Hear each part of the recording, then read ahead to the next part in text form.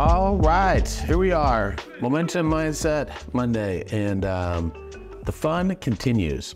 So good to see many of you on here. Going to add a couple more people in as this gets going. All right, here we are. Okay, so let's get going on this. All right, we've been talking about time management this month so far, and we're going to continue the conversation.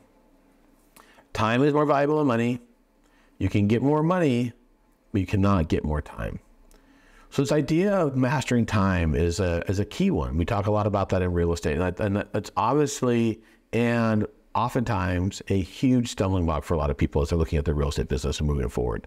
The question becomes like, how do I move my business forward when, it feels like everybody's tugging at me. They're all wanting more and more of my time, and I feel like I have no time. I feel like I'm limited on my time as a resource. And so we've talked a little bit about some pillars of time management. We've talked a little bit about the Pareto principle, which is the 80-20 rule, that 20% of your efforts equate to 80% of the results. So what would happen if you double down on the 20%? What would happen if you started to eliminate out the 80% of efforts that only create 20% of the result? What would happen if you re-looked at your schedule, you start to prioritize your time, and you start to really look at it and say, you know what? This is where I make my most money, is doing these things. And I want to do a little bit more in those spaces. So the 20% of time that you're allocating, that's creating 80% of the resources, the 20% of people that you focus in on, that's creating 80% of your return, the 20% of effort that is creating the 80% of the results, that's where you focus in on, is the 20%, and doubling down on that. We talked about this idea of the theory of constraints, that there are bottlenecks in everybody's industry and everybody's business, and that to really focus in on the constraints that are holding you back from moving your business forward. And then we spent a lot of time talking about Parkinson's law, and that is that work expands to fill the time available for its completion. So things will take exactly however much time it takes to get them done. So every time you give something to get done, it'll take that much time to get it done. So if you want to get things done faster and more efficiently, then you have to limit and you have to compress down the time that you're going to give it to be able to get it done. And then we talked a little bit about Newton's first law of motion, that objects in motion tend to stay in motion, and objects at rest tend to stay at rest unless acted upon by an unbalanced force. So if you're not doing anything, you'll continue to do nothing. But if you are actually taking effort and you're moving your business forward, it will continue to move forward, because it's going to be easier to move something along that's actually moving forward than the most amount of effort, which is going from zero to something. But taking something from something to more is exponentially more is a lot easier overall than just to start from nothing. All right, and now we're going to jump into the next pillar of time management, and that is Pearson's law. And Pearson's law is simply this: that which is measured improves. That which is measured and reported improves exponentially. So if you start to look at the things that you want to have done and you want to start to see greater results, you will start to measure your results. And if you want to see those exponentially improve, well, then you start to really double down on your efforts and you start to report it in. So tracking, actually writing down and reporting in of what you're doing. There's something about tracking versus distracking or distraction. When you're getting off center and you're not tracking what you're doing, it's really easy to fall prey to not making things happen and not getting the exponential results that you're really looking for. So the question is, what should you track? So you're asking that, like, what do I track? Like, what in my life would I want to start to track? Well, it's pretty simple. What you should track is whatever you want to improve. So if you want to improve on something, well, then you should track it. If you want to improve on your health, then start to track your workouts. Start to track your nutrition. Start to track when you eat. If you want to lose weight and you want to get healthier, track it. I've seen dramatic results in my own life from the days that I actually track what I eat to the days that I don't track what I eat. When I track and report what I'm eating, well, then it becomes a lot more real, because now I'm not hiding behind the tracking that I'm doing. I'm actually dramatically holding myself accountable and having somebody else looking at that.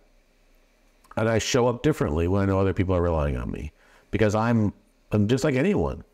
I'm quick to find excuses that justify me not reporting in and doing what I think I should be doing. I can work. I know how to convince myself and talk myself out of that, and to hold myself less accountable. But when there's somebody else, I show up differently. So whatever you want to improve upon, you start to track it. If you want to start to improve your real estate business, then I would encourage you to start to use accountability as a framework to create breakthrough. And what you've got to start to realize is that it's okay to fail in this process, because failure is the pathway to the breakthrough. Failure is the pathway to realize that you're coming up against something that's hard. If you're never failing, it means you're never getting to the edge. If you always do what you say you're going to do, then I would say is that you're phoning it in. That you're playing soft, you're playing easy. Because if you are perfect in all your accountability, you're likely not pushing as far as you can go. The agents who come across stumbling blocks, the agents who get to the edge, and they're like, I don't know what to do now. Like, those are the ones who are pushing past their limits. And if you really want to exponentially improve, you're going to push to a place that you've never been before, that you start to question and you doubt, and you start to wonder if you're doing the right thing to get to that place. But the only way you're going to be able to do that is you start to track, start to push yourself, and start to see like what you can really accomplish. Here's a couple of questions I'd ask you. What's the most amount of appointments you set in 1 week? Do you even know? What's your record? What's the record currently for you individually for the most amount of initial consultations that you can set in 1 week?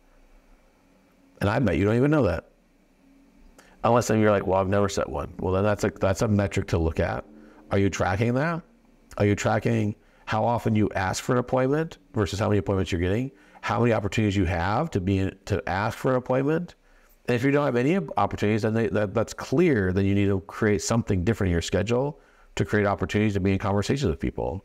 Because if you have no opportunities to swing at a pitch, you're not even in the batter's box. And you can't hit a ball if you're not even in the batter's box. Like, you've got to get up to bat. Like, you've got to create opportunities to be in front of people and talking to people and creating conversations. That becomes a glaring hole in your business. Now, doing a bunch of classes and feeling comfortable about like the competency of real estate, I get it. That's fine. But you've got to get up to bat. You got to have a conversation with people, and you got to start to track that. And what I would love is for every one of our agents is to know what their best is. What their best has, what they've been able to get to. What's the most amount of appointments you'd have in 1 week that you've ever set? And then the question that we'll come back to is, could you beat your best? Could you push past that? And could you do that in less time? Maybe it took you 40 hours to set 3 appointments. The question I'd ask you is, could you do 3 appointments in 30 hours? Could you work 20 hours and set 3 appointments? Because if you could work 20 hours and set 3 appointments, then is it safe to assume that you could work a little bit more time and set another appointment? Like, what I'm trying to do is have you look at your business as a game and see if you can improve upon what you're already doing. But if you don't track it, you can't improve upon it. If you're not keeping a score, then you have no idea if you're doing better or worse. And I would say most likely your natural subconscious is going to say you're doing worse, because that's easy to fall into that trap. So here are some key concepts to remember. You got to focus on the important. So when you look at your day-to-day business, you've got to do the important things. You've got to focus on those key things that are going to move the needle the most. And one of the most important things that you're going to be doing is creating business. It's got to be a priority for you. You've got to look at it on a daily basis and say, okay, you know what? I need to do effort to create business. Because if you're not creating business, no one else is going to do it for you. You've got to be in that mindset to create that. You've got to be proactive versus reactive. Time blocking. It's setting up key moments of time to be able to say, okay, I'm blocking out this time when I'm at work. I'm on the clock. I'm working in real estate from this time to this time. I'm going to block this out. Setting and creating deadlines. We talked a little bit about Parkinson's law and the idea of that work expands the measure that it's that's given to the amount of time that it's given. You've got to be able to set some deadlines in your business and set some like framework around it and give yourself some well, not so much penalties, but like giving yourself a hard stop, whatever that is. It's setting aside time for the important, maybe not the urgent task, but like actually blocking out time to get to the things that are really important that you really need to block out your time. And one of the secrets to time management is just simply saying no. It's easy to get stretched in all different directions, but you've got to be able to say no to be able to master your time. And then start to look at your time as blocking it out for result times, for remodel time, for recovery time. So are you setting up time to actually go create results in your business? Are you setting up time to remodel your business? So result time is working in your business. Remodel time is working on your business. Recovery time is working away from your business. Recovery time is critical.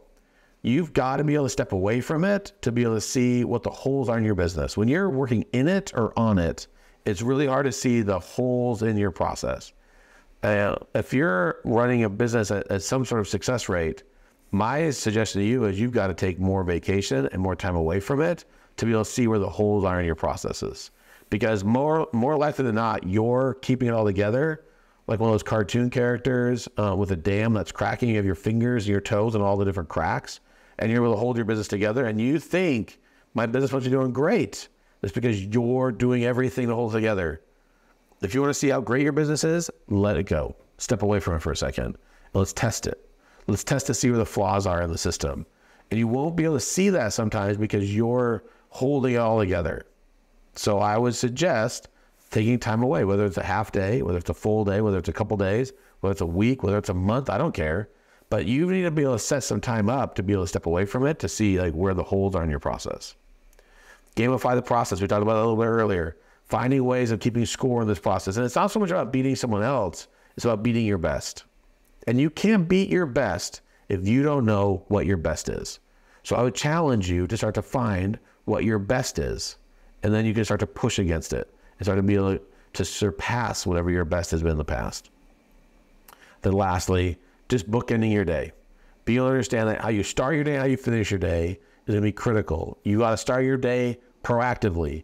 Get on the clock before you're getting pulled in everybody else's directions. Like you've got to set yourself up for success mentally, physically, emotionally, spiritually. I don't even care. You just need to set some different framework around you showing up in your best work. So you doing the pre-work before you actually get to work. And then you book in your day. You finish up the day the way you want it.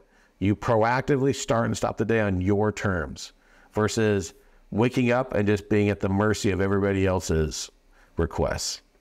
That's a burnout waiting to happen. If you wake up and you jump on social media, you jump on your emails, and you're just responding to everybody, you're just a firefighter out trying to put out everybody else's fires, you are a puppet in somebody else's game. You've got to have control over this. And that is you taking control back, which is you start it on your terms, and then you start to work with other people based upon what your standard and process is. Don't wake up being a puppet to everybody else. And then lastly, your willingness and commitment to compress time will be the key to your breakthroughs in life and business. Your willingness to compress down things, be able to do things in less time, will be able to put the stress and the necessary pressure on to really create the breakthroughs. You will not experience the breakthroughs that you need to in your life or business if you are too complacent. If you're not willing to put the pressure on and really compress this time down, it's not going to give the pressure needed to create the breakthroughs that you need.